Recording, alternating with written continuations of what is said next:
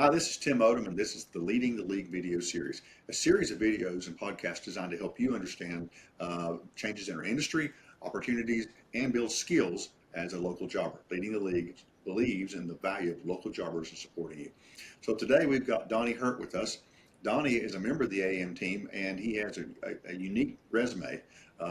In addition to being someone who's been involved in marketing here for well over a decade, and email beyond that other roles as well.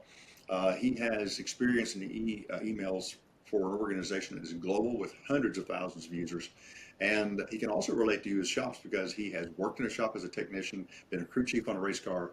Donnie's just downright street. Donnie, welcome. Thank you. Well, it's good to have you with us today, Donnie. And today we're going to be talking about email for local shops. And of course, it's something that we believe that a lot of shops are maybe not that familiar with. So the first question I've got is it worth it? Email is very worth it. If it wasn't, our inboxes wouldn't be blowed up the way they are. That's here between what I do with shops, with what I do with manufacturers, with what I do with marketing as far as products of the sign shop and stuff that we have. Basically,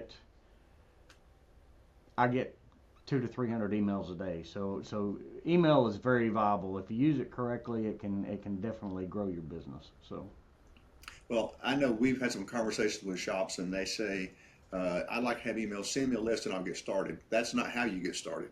How do you get started? basically, you have to have a list, but it's up to you to gather that list. Uh, there are services that will sell you a list. 9 times out of 10, those services, they've got a list from somewhere, and I've seen those be. You pay hundreds of dollars for a list, and you may get 20% out of it if you're lucky. The problem with it is, though, that those customers haven't asked to be part of your communication, and usually you'll get marked as spam, and it causes all kinds of trouble. So basically, you need to gather the list from your customer base. So it's okay to start with a very small list. Yes, yeah. It's better to start with a small list because that's where you can get your most engagement. The thing about email is you want all the engagement that you can get.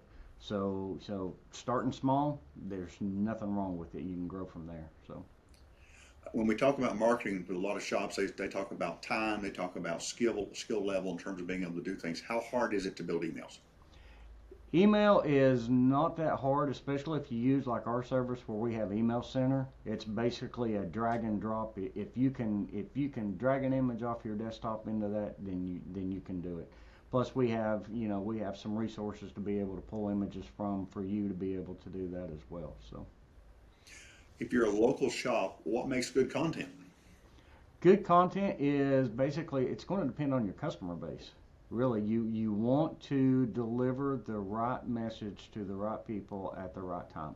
That's the important thing about email.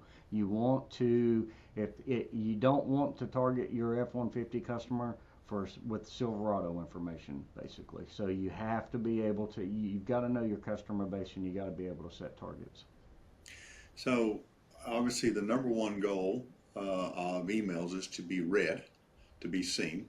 Yes. There's got to be some tricks of the trade in terms of how you get people to open your email or even recognize it and then open it. What are your recommendations? I always use my subject line to get an attention, and then you have a pre-header. So if you get emails, you'll see your email will pop up. You'll see a subject line, but you'll also see a little tag underneath that subject line. That's called pre-header text. Basically, so I use the subject line to get their attention, and then I use the pre-header text to kind of tell them what's in the email. It's let me see this. Oh, it's about that. Okay, and then they get in, drives them into opening the email at that point. So. You talked about email center being easy to use. We talk about content. Um, what do you, or should this be product featured? Should it be work you've done in the shop? Can it be videos? What could you include?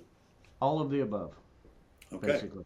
Basically, if you're a shop that does installs, if you're a shop, machine shop, shop that does installs, does spray and liners and stuff, credibility in your work helps draw those customers, but also at the same time, if you're a shop that maybe does that stuff and sells products, you may want to promote products as well. So, and video is really easy to integrate into that email center system. Basically, if you have a YouTube or a Vimeo link, you can drop it in. It doesn't have to be those, because you can create another link just as long as it's stored somewhere. If you can actually capture the image, then you can assign it a URL to be able to look at that point. So Now, there are some metrics for how you measure how effective an email is. What are those?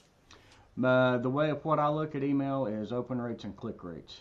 You know, you can have 1,000 people on your email list, but if only 10% open, then you're not hitting them with the right subject line and pre-header text, or that list is not a clean list. It's not a viable list. It's the wrong Uh, audience. exactly. So, and then I look at click rates. Once I get them in the email, I want to get them engaged in something. So I look at that to make sure that the message that I'm sending them is something that they're interested in. So, And I know, when we have over the years, we've had experience from our e-com days to, the AAM program, now Engine Pro. What do you consider to be poor, good, and excellent open and click rates? you want an open rate. Industry standard on open rates is usually about 20 to 25%. It's good. I like to see higher. Wow. I shoot for 30 to 35%. That way I know my audience is actually an audience that wants to see the stuff I'm sending. And as far as click rates, I shoot for 10% or above. That's a stretch sometimes, but it's getting, again, it's keeping them engaged and knowing what they're after. So Because there are people that say a 6% click rate is not a bad click rate. it's not. In some industries, it's not. I always shoot for the moon, though. You're setting the bar high. I am. Well, so when we're looking at this and this engagement, one of the things I think is important is that you maintain a good list. And so I know some people are hesitant to take people off when they've got an email address. That's but not a bad idea, is it? No, no, it's never. People don't like unsubscribes, and people don't like taking people off their list.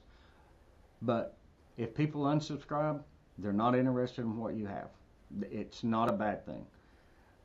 What I try to do on that case, though, is when I set up a, if somebody unsubscribes, they get another email asking why.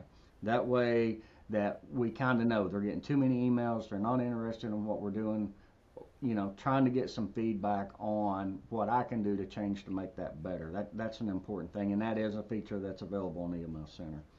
Cleaning the list, again, you have in the industry what's called a reputation in the email, and your sender reputation.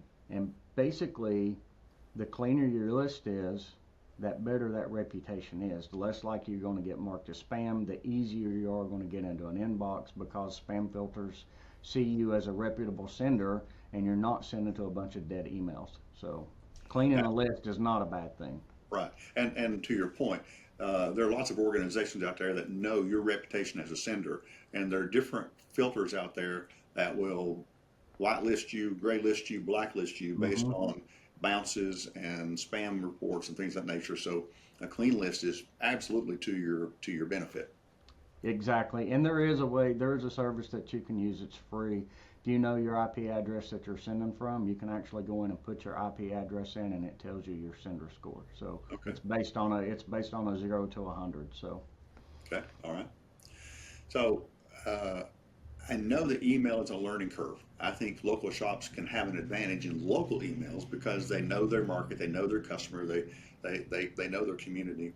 Um, how do they learn more once they get past the very basics? email is a constant moving target. And I say that not to scare people, but it's something that you really have to stay on top of, because trends change, the way people view things change. So, there's all kinds of webinars and seminars to be able to look at. Most of them are free, and they just take your time. the problem is a lot of that stuff you'll see the same old information being regurgitated between Yeah. all of them. Yeah. And so, and I will tell you from experience, something that you used a year ago may have changed and not be as useful as it is today. So it's something, like I said, email is basically a learning curve. You've got to constantly try new things, because I've tried some things in on the global side that have worked in one market and blew up in that one. It just it was kind of embarrassing at that point.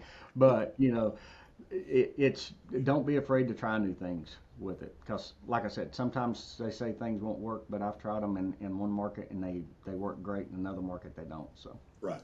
And again, I think knowing your customer, and if you're a local shop, you're not trying to reach a global audience or even a national audience. You're best yep. not to.